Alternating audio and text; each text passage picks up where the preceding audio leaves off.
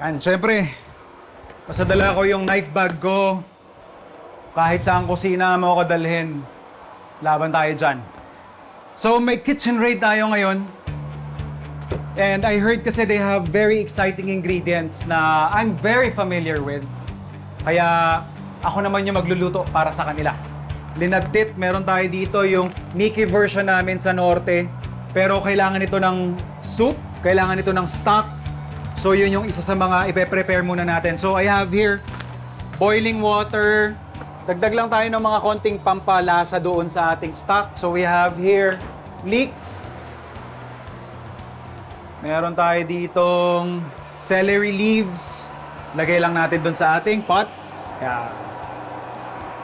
So yung dish natin, just like yung aming cuisine sa Mountain Province, simple ingredients, limited, hindi kami masyadong marikado. So it's more of highlighting lang talaga yung mga main ingredients natin, which is yung itag, tsaka yung ating noodles na linad-dit. So we have our smoked meat, smoked and cured meat. So we're just gonna get a portion, thinly sliced, para mas mabilis din natin siyang maluluto.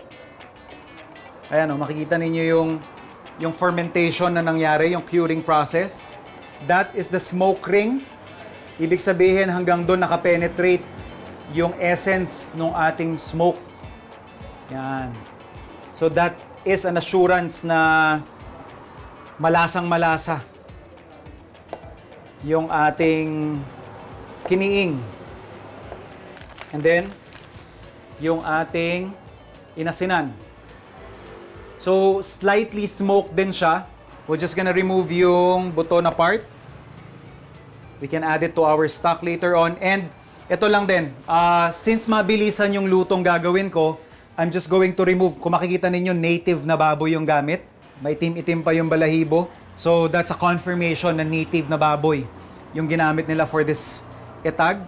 Tatanggalin ko lang yan kasi masyadong matigas yan para ihalo sa gantong klase ng luto. And unless na lang, ipa-pressure cook mo siya or matagalan yung recipe, then you can use the rind. Let's remove that, save it. Pang-stock yan.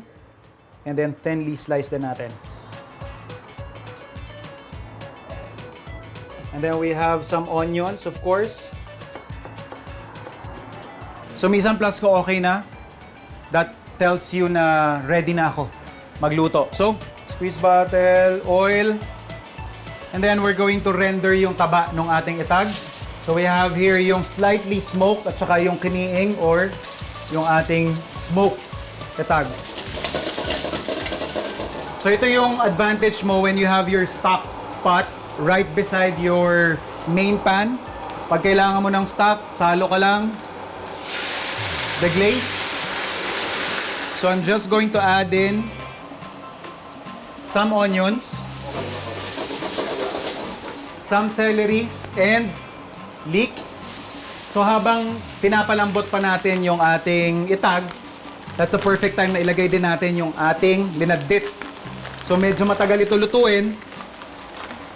So by the time na maaabot na nila yung tamang serving time nila or consistency, eh sabay-sabay silang maluluto.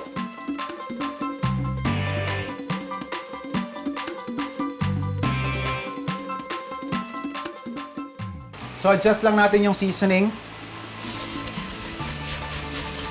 Just like that. Linad-dit Kin Etag.